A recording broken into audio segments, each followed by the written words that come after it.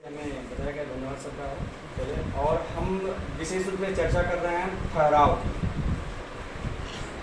ठहराव विद्यालय पे सबसे ज़रूरी है। अगर हमको निपुण लक्ष्य प्राप्त करना है तो सबसे पहले विद्यालय पे ठहराव जरूरी है बच्चों का। तो उनके लिए हमने पर्सनल जो है अपने स्टाफ के साथ मिल करके कुछ योजनाएं बनाई कि कैसे बच्चे जो है ठहराव करो। पहले से भी हमारे यहाँ बच्चे थे, जब हम जो एकल विद्यालय था हमारा विद्यालय, और 2017 में हमारा चयन हुआ था वहाँ पे, तो उस समय भी हम लोग गांव में पहले संपर्क किए।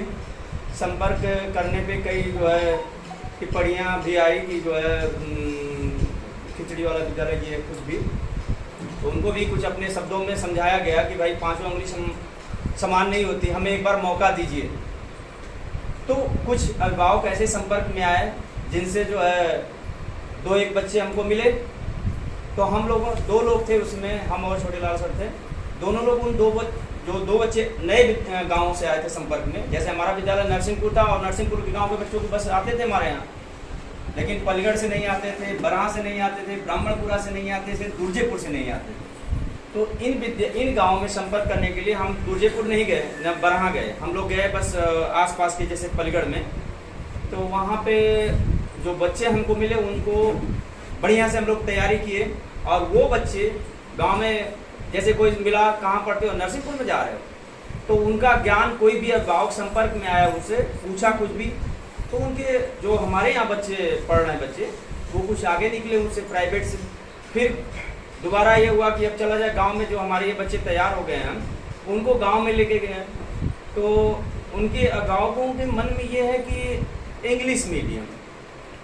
इंग्लिश मीडियम हमारे यहाँ जो है RD public school, little flower और इसके बाद त्रिमूर्ति पब्लिक स्कूल, 3 प्राइवेट विद्यालय भी चलते थे हमारे आसपास। और उस समय जो है बच्चों को लाना मुश्किल था, तो सबसे ज़्यादा हम लोग इंग्लिश पे फोकस किए उन बच्चों को।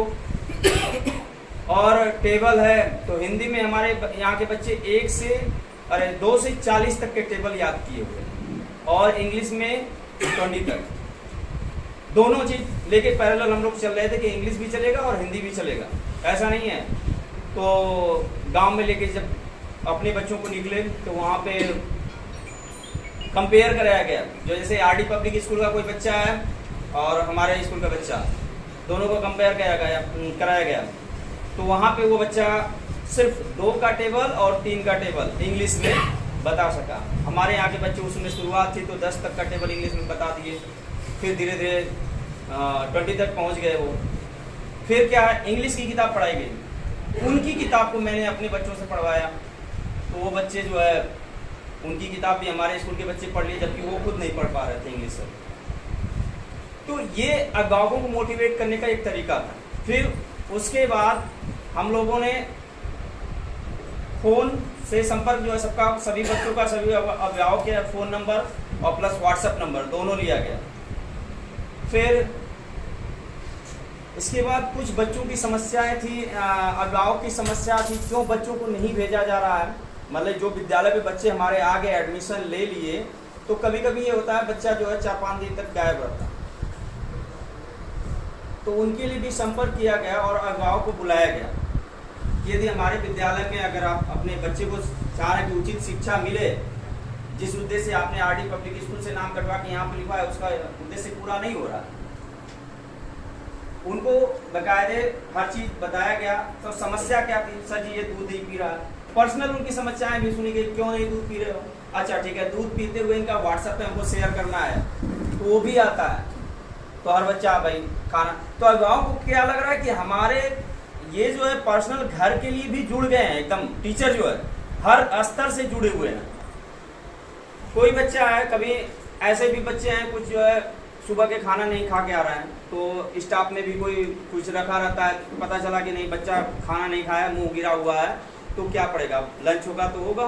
तो फिर कुछ अपने यहाँ से विद्यालय में रखा रहता है बिस्किट विस्किट या कुछ भी, तो वो दिया जाता है बच्चों को ताकि वो खा कर, तो उस बच्चे को भी लगता है कि टीचर सर और मैडम लोग हमारे बहुत ज़्यादा केयर करते हैं, विद्यालय में उनकी रेगुलरिटी बन जाती है।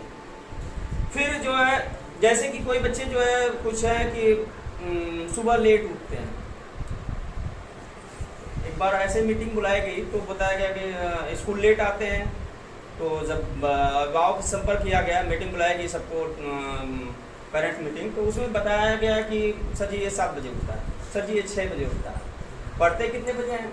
नहीं पढ़ते हैं। तो फिर उनके लिए मैंने एक अलग से किया कि ठीक है मुझे 4 बजे फ़ोन करना है, 4 से 5 के बीच में मुझे फ़ोन करना है सुबह मॉर्निंग में, बस इतना ही करना है कि सर मैं उठ गया हूँ और पढ़ रहा हूँ।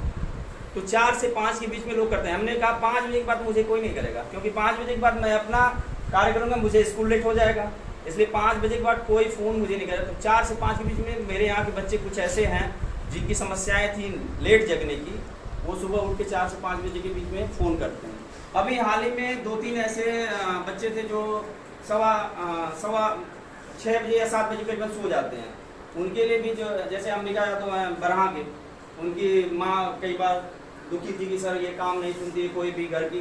तो मैंने ये बच्चों को रूलिंग बताई कि भाई देखिए, जो बच्चा घर का काम करेगा वही पढ़ने में तेज होगा।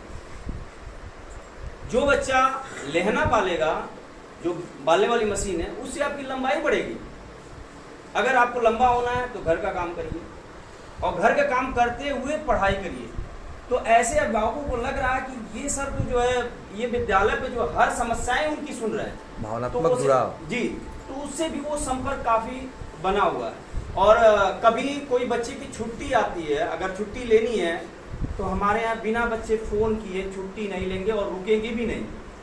और एक और समस्या है कि जब बच्चे का काम आ जाता है, जैसे अगर गन्ना पेरा जा रहा है और धान पीटा जा रहा है, सटका जा रहा है उसको, तो जितने बजे काम कर रहे हैं, 10 बजे काम कर रहे हैं, तो 10 बजे के बाद हमारे विद्यालय पे आ जाएंगे। ये भी उपस्थिति का एक मूल कारण है कि हमारे बच्चे के लिए गेट हमारा खुला रहता है। अगर 3 बजे का विद्यालय तो हमारे यहाँ 12 बजे तक उनको छूट रहेगी। 1 बजे तक आप 1 घंटा आगे पढ़िए, लेकिन हमारे विद्यालय में आगे पढ़िए। ये नहीं कि आपको हम छुट्टी दी है तो अगर आप खाली हैं तो घर पे बैठना है, नहीं, आपको विद्यालय आना है। 1 घंटे के लिए आइए, लेकिन आइए, तो उससे कुछ तो 1 घंटे में कुछ सीखेगा सर। तो इन सब माध्यमों से गाँव को लगता है कि नहीं सर लोग जागरूक हैं और पढ़ाना चाहते हैं, इनकी इच्छा है।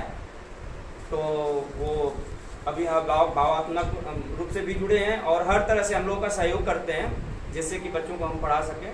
और फिर सुबह में एक्टिविटी होती है, तो जो जी अलग अलग कुछ एक्टिविटी हो जाती हैं, जैसे कि जो है पढ़ाने में उनको भी याद हो जाता है वो चीज़, और वो गुनगुनाते हुए जाते हैं। अभी एक दिन मैंने देखा राष्ट्रगान कई बच्चे गलत कर रहे थे। हमने कहा राष्ट्रगान के लिए मैं आपको घर पे याद करने के लिए मौका नहीं दूँगा, आपको रास्ते में ही एक पर्ची बनानी है।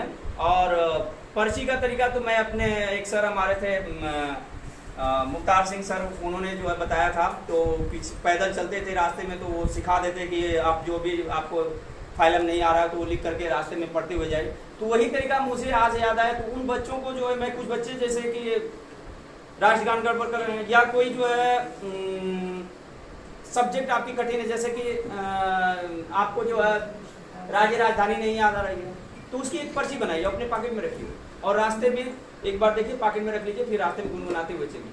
किसी से बात करने की क्या जरूरत, बात करने से आपको कुछ लाभ तो होगा नहीं, तो उसको जो है पढ़ते जाइए, तो उससे जो है राज्य राजधानी सब याद हो गया। तो ऐसे कुछ है ऐसी चीज़ें जिनसे कि जो है अभिभावक संपर्क में है, और हमारे विद्यालय पे हमेशा जो उपस्थिति कंटिन्यू बनी रहती है। कभी ऐसा होगा कि 2-4 बच्चे जो है गायब होते हैं, लेकिन वो गायब होते हैं तो उनका सूचना रहता है, सूचना कि हाँ सर ये कारण है, इनको विंध्याचल जाना है, 1 दिन की छुट्टी चाहिए, ठीक है, इनके यहाँ सर शादी है, 2 दिन की छुट्टी चाहिए, तो ऐसा उनको छुट्टी दे दिया जाता है। ऐसा नहीं कि नहीं छुट्टी भी नहीं मिलेगी। ऐसे हर उनकी बात से एक चीज़ तो लग गया ना कि